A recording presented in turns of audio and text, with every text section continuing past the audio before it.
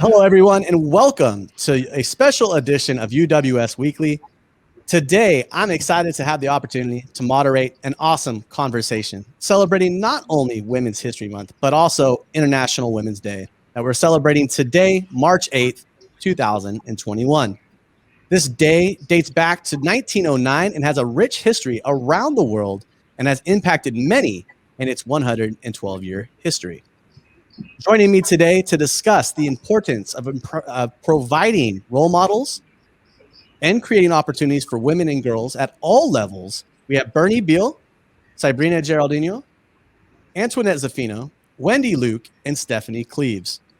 So let's go ahead and work around the room with introductions, starting with you, Bernie. How are you? I'm doing well. How about yourself? Doing I'm good. Bernie Beal, and I'm from the Atlanta Panther women's soccer team, and I'm the owner, and I'm providing the opportunity for women to continue to play soccer during this time. And I'm Sabrina Geraldino from New Jersey Teamsters Football Club. I'm the CEO and the brains behind all the madness. I'm Antoinette Zaffino, president of Lady Steel City FC in Joliet, Illinois. I'm also a player within the organization, and our main goal is to help provide women for women empowerment. Hi, I'm Wendy Luke, and I'm the owner and coach of the KC Courage. Hi, I'm Stephanie Cleaves. I am co-owner of Lancaster Inferno, UWS, and UWS League 2 team. And I'm also executive director of this fine league we have, UWS. All of you are role models and mentors, whether it's as a current or former player, coach, owner, or even executive. I have to ask, who were your female role models growing up and how did they inspire you? I would say my female role model would be my mom, and I look at what she was doing in the church, and whatever she did it in excellence. And she was a valuable part of the church. So whatever she did, whether it was the mother's board, a member of the choir, participated in the video program, it was all done in excellence. And growing up, I didn't see that. I always just didn't understand why was she giving so much quality time in the church. And now, as I'm older, I understand the importance of her giving back to the church, and then as well as being a teacher, helping kids out, helping youth out, and providing opportunities for them and helping them getting jobs and everything. So I would say it would be my mom. Sabrina, how about you? What about you as it relates to your female role models growing up and how did they inspire you? Sure.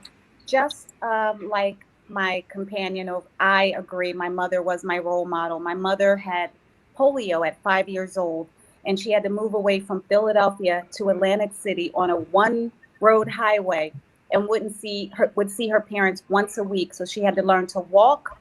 Eventually, she became a nurse, she became a paramedic, jumped out of helicopters, and she had a limp. So the military didn't understand, like, how did you even get in?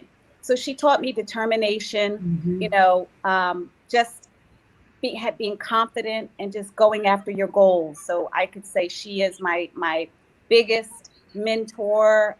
She's no longer here, and I still listen to what she taught me, and that's how I operate my business and I go about my personal life based on the ethics and the values that my mother taught me. And then for me, my female role model growing up, as far as a woman athlete, would be Nina Hamm. She started so young professionally at the age of 15 and pretty much set the standard that women can compete just as hard as men. So growing up playing soccer, she was that person that I would have on my wall with a poster, saying I want to be like her one day, because not only what she did on the field, it was off the field. She carried herself so professionally, She has organizations that she is a part of and foundation, the Mia Hamm Foundation. So she's just an overall role model of how to carry yourself on and off the field. But I would like to piggyback off Bernie and Sabrina. My mother is a huge role model for me on a daily basis. I mean, letting me be an independent woman, never pressuring me to do something I didn't want to do, just letting me be free. And I think that was the best gift, is not having as a role model, is not having a strict standard to follow. She let me be me, and she's my role model. Antoinette, my mom is my role model too, on the daily basis. And I would say when I was younger, it was probably both of my grandmothers as well. But other than that, I didn't have any. I had a dance coach in high school who was pretty much like Abby Lee Miller on Dance Moms, just very berating and intimidating, and she was a bully. And all of my soccer coaches growing up were men. So getting into coaching, that was kind of one of the reasons that I wanted to be that person. I wanted to be that adult for others that I didn't have growing up. So that was one of my main reasons in getting into coaching, with coaching young women. Nice. Yeah, and a fun fact, Wendy was my only female coach ever. Excellent. Small world. So, I got to go with you, Antoinette. The 99ers, they were my role models, definitely, on the field and just paving the way for us all. But I'm also in agreement with everybody here. I can relate.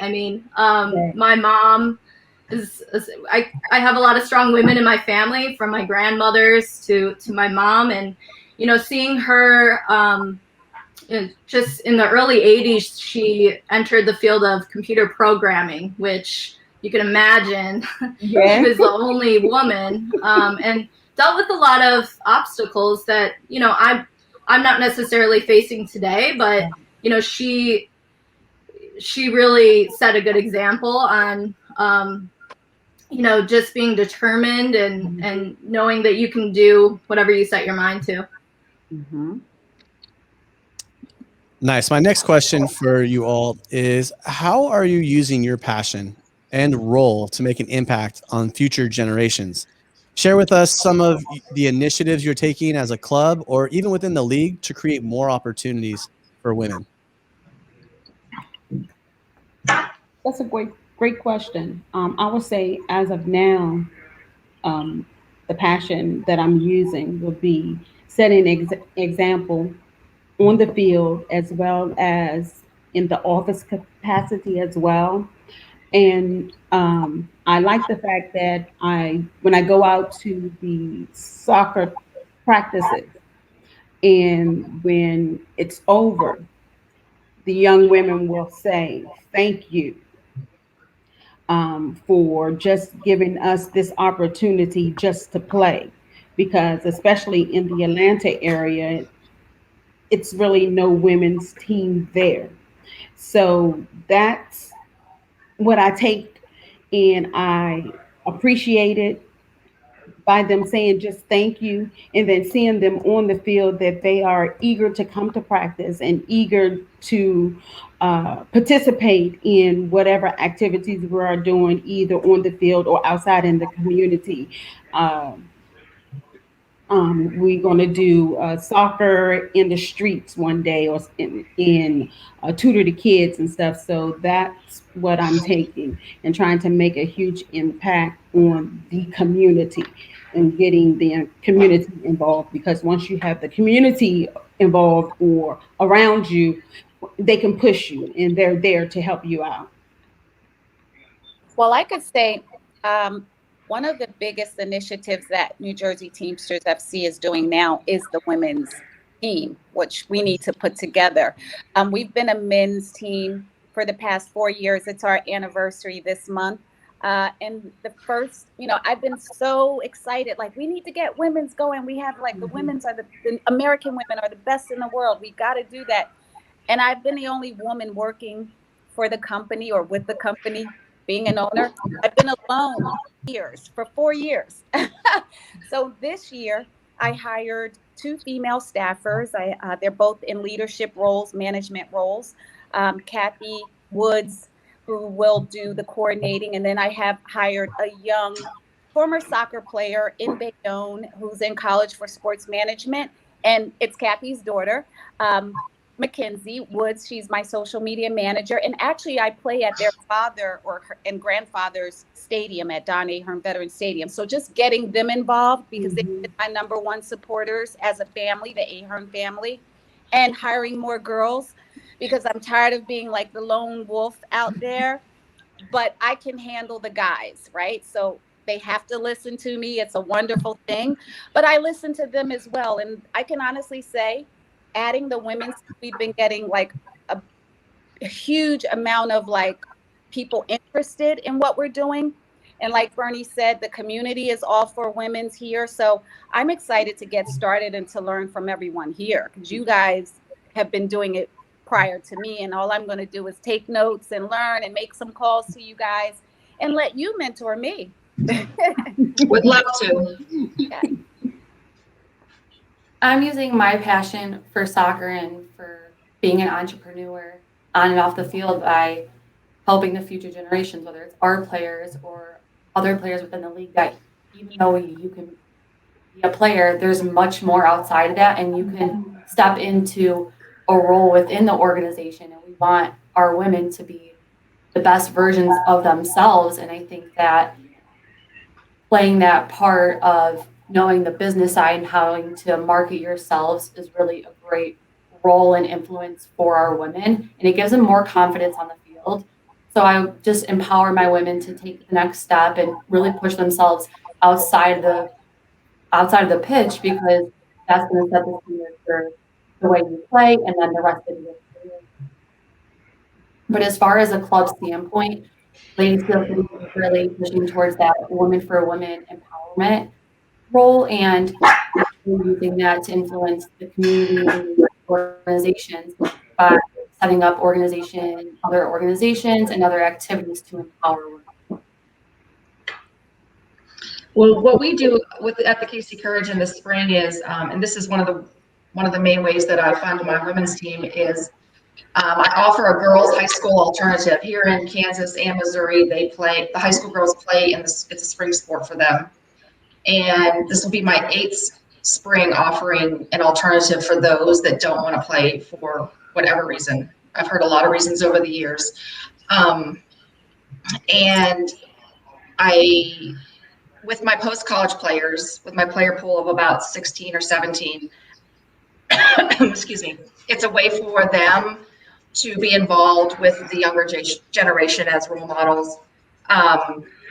And they come and assist with the training sessions several times a week. So it's a great way to kind of form a sisterhood, and also for, to be able to talk about things. I mean, we talk about, best recruiting practices, as you're being scouted by coaches, what are the things that coaches look for? A lot of my players are youth and college coaches. So sometimes it's a good opportunity. They have, they've got a big stack of resources within just my post-college players.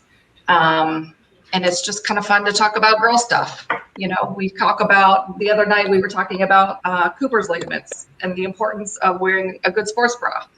How many of you can do that? But, it's just kind of fun to be able to have female leadership, older female role models that you can, that the younger girls can, maybe if there's something that they don't feel comfortable talking to their parents about. And then on the flip side, I think parents can be comfortable knowing that, should their daughters ever come to me with anything, I don't think that I would say anything different than they would, but a lot of times, they're going to listen to me rather than listen to their mom, even if we're saying the exact same thing. I think that's just kind of that rebelliousness in adolescence that maybe we all have.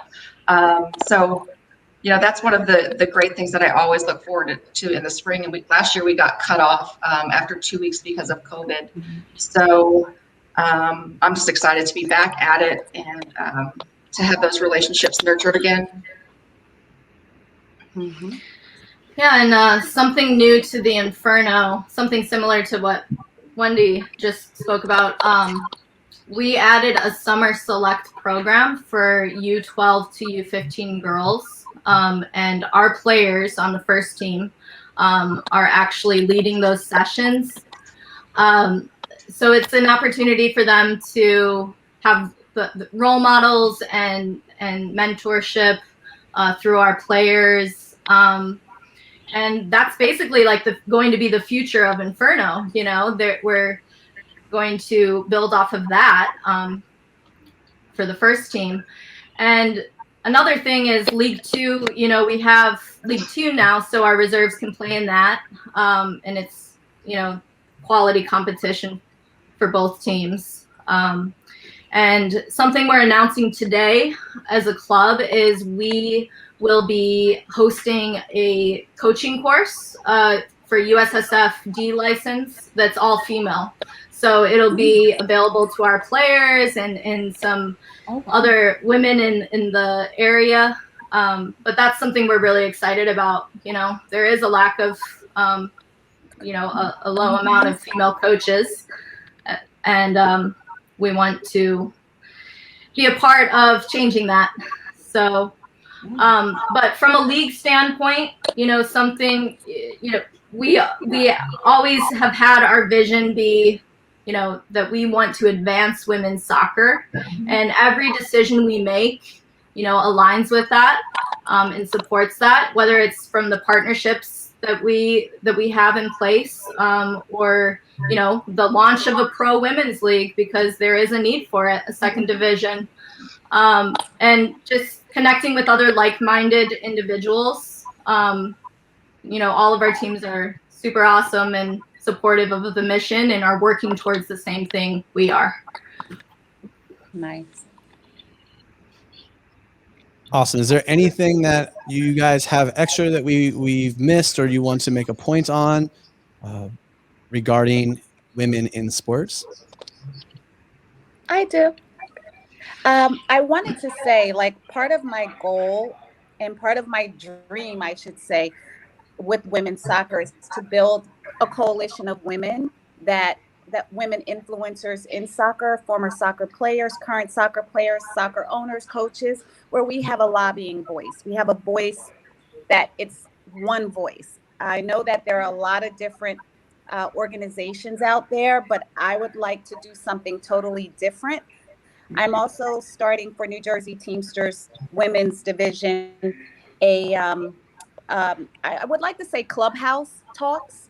And I think it's imperative that we have a voice and we utilize it together, because you wouldn't think that, you know, me coming in as a newcomer to soccer, if I didn't know better, I would think the men were the champions of soccer. And it's actually the opposite. And I'm sorry, I live in the city, but we got to make our voice and protect our soccer players and just build some type of coalition together. And when I approach different women owners about it, mostly crickets, right? So I'm hoping, you know, I've been getting female players from Canada, North America, and different places. And Kim Crabb, who's been instrumental as the first Black woman to play soccer and never get that credit to play for the women's team. Like, I'm just finding a space as a newcomer. And to me, ignorance is bliss, because I know nothing and I'm not worried about what you guys did before or what we need to do. But I'm going to do something, and I'm just going to let you guys know now to look out for an invite and influencers to just be a part of something that's unique and different and not typically soccer, but it's specifically for soccer, for women. So I think that's great. I think once you open that space, people will come. Right. You know, we really need to stop, as women, we really need to stop seeing each other's competition. Yeah. And I think it's a bad place to be, especially if you are. I honestly think some women enjoy being that lone female in their club or coach or whatever, you know, that's really empowering for them. But what's even more empowering, they don't realize, is collaborating with others, Mhm. you know, that are in that same position. There's much more power in that voice than there Yes. is in their single voice. Yeah. Let's go. Mhm. Absolutely. Well, I really appreciate each of you taking the time to join me today, and I look forward to more opportunities to do something like this. I wish all of you the best this season, and I personally look forward to seeing your clubs playing in the league starting May 8th. Thank you for your time today, ladies. I appreciate it. Thank Thanks you for having us. so much. Thank you. Yes. Thank you. Yeah.